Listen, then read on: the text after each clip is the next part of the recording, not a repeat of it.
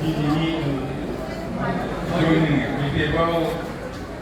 di partiयाव joining programआवहाय नुजाफैनाय मानगोनां जोंनि जानो गोनां केन्डिडेट आरो बे मंगल समस्थिनिनो एमसि एमएलए सार आरो बिथांमोनजों लोगोसे थाफानाय मानगोनां गोबां बिबानगिरिफोर आरो नुजाफैनाय मानगोनां रायजो-राजाफोर आंहा जेबो बुंनांगौ खोथा गैयामोन।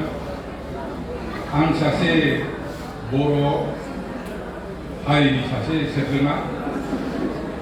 आं बर' जानानै हारि बर' जातिनि मोनसे दोहौआव आं सेक्रिफाइस हागौमानि सेक्रिफाइस खालामनानै फैनाय मानसि। आङो सेक्रिफाइस खालामनानै जेला जोङो फैयै फैनानै जा मोनथायाव जेला मा होनो इलेक्सन सफैलायो जोंनि आसामाव बिटिसि एलेकायावहाय जेला इलेक्सन गेलेयो बे समाव आङो एबसुनि मददगिरि जानानै आङो गोबां पिसिडिआ इउपिपिएफ लोगोआव गोख्रों मावनानै फैनाय मानसि। बिनि सिगाङाव आङो आन्दलन समाव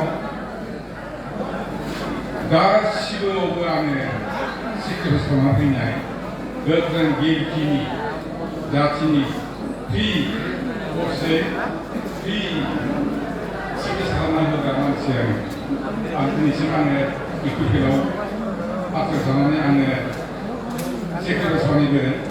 दिनै आङो दिनै आङो फैयै इलेक्सनाव जेनेबा जेनबि सोरबा दावखै सोरबा जेनो बिनि गेजेराव दा जोंहा बिपिएफ दोलोआ सरकाराव फैनाय लोगो लोगो आं हागौमानि बिपिएफ सरकार दानाय हिसाबै आं बिपिएफ सरकाराव जों पार्टियाव थाफानानै रायजो-राजाफोरनि सायावहाय बेसेबां सेक्रिफाइस खालामना होनो हायो बे हिसाबै आं दिनै बिपिएफ दोलोआव जयेन जादों। बाहाय आङो रावखौबो हारि माहारिफोरनि सायावहाय आङो जेबो बुंनांगौ जेबो गैया।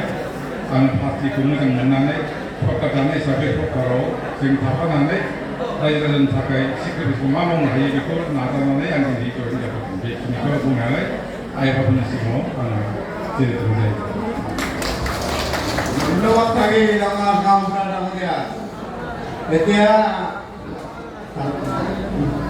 এতিয়া আমাৰ বিটিচিৰ শিক্ষামন্ত্ৰী